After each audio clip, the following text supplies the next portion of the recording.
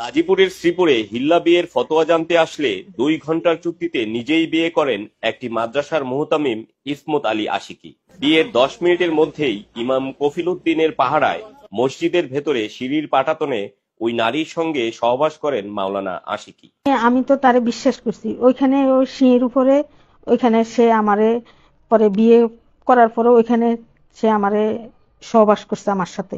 আমি তো ওই জিনিসটা বুঝছি না যে একজন আলেম মানুষ, হে তো সবই বুঝে, সব জানে, আমি তো আর জানি না। হে জেনে শুনি কি আর হে ফাপ করব? পরে আমি আশা করছি, আমি আমার স্বামীর লোক তকরাতকরি করছি, না এটা ঠিক হয়েছে। পরে আমি নিজে নিজে ভাবলাম, না এটা তো একজন আলেম মানুষ হলো, আল্লাহর ঘরের ভিতরে সে মসজিদের ভিতরে সিঁড়ির ভরে এত বড় কাজ করাতে হে এটা ভুল হয়েছে। বিয়ের 1 ঘন্টার মধ্যেই সহবাসের পর তালাক প্রদান করেন তিনি।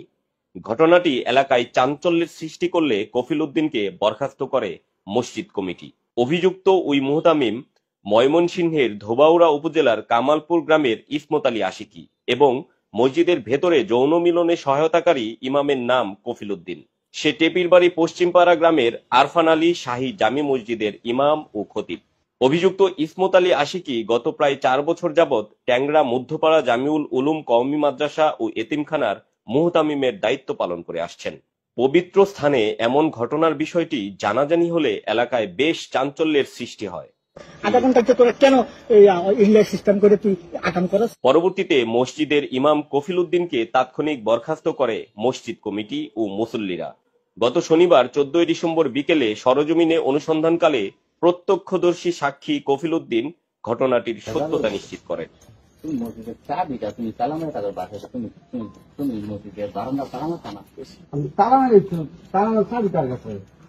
আমার মসজিদের সাথে তার কাছে কেন? বিয়েটা কি রাত্রে পড়াইছিলেন? পরে এসারের পরে এসারের পরে বিয়ে করেছেন 9টার দিকে। না বিয়ে কার সাথে করেছিলেন? আশিকের সাথে। আশিক কি করে? আশিক কি বলবো? উনি নিজেই বিয়ে করছেন। পরে না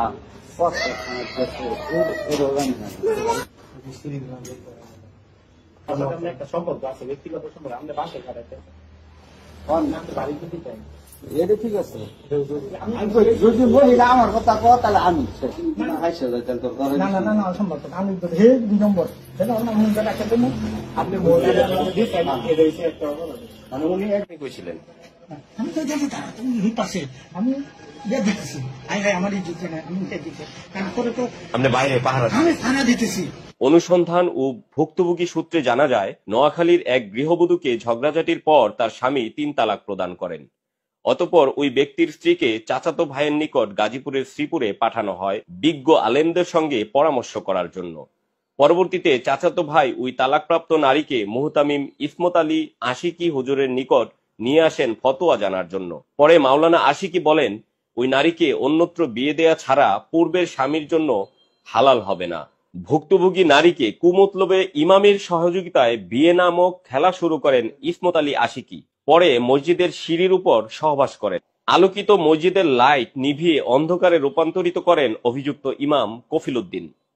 শারীরিক মিলনের পর মসজিদে থাকা অবস্থায় ওই নারীকে তালাক প্রদান করেন তিনি এবং ওই নারীকে পূর্বের স্বামীর সাথে সংসার করতে পারবে, কোনো সমস্যা নেই বলে ফতোয়া জারি করেন ইসমত আলী আশিকি। অভিযুক্ত ইসমত আলী আশিকি নিজেকে বড় বক্তা দাবি করে বলেন, আমার নিকট তারা এসেছিল, পরে অনুরোধ করলে আমি ওই নারীকে আরেকজনের মাধ্যমে হালাল করে দিয়েছি। কার সঙ্গে হালাল করা হয়েছিল এমন প্রশ্নের উত্তরে তিনি একবার বলেন পরে জানাবো এবং পরবর্তীতে তিনি আবার বলেন একজন ফকিন্নির সঙ্গে হিল্লা বিয়ে করিয়ে দিয়েছিলাম, এখন আমি তার নাম ঠিকানা বলতে পারবো না। আপনি বিয়ে করাইছেন? আপনি বিয়ে করাইছেন, সুন্দর কথা। তাহলে হিল্লাটা বিয়ে কি আশিকের সাথে হইছে আপনার মনে আছে পুরোপুরি? আশিকের সাথে। অতঃপর বিয়ে পড়িয়ে দেয়া সেই ইমাম কফিল উদ্দিনের স্বীকারোক্তি প্রসঙ্গে পুনরায় জিজ্ঞেস করলে তিনি বলেন, সবাই আমার সম্মানহানি করার ষড়যন্ত্রে লিপ্ত হয়েছে। তারা আমার নিকট 1 লাখ টাকা চাঁদাও দাবি করেছিলেন।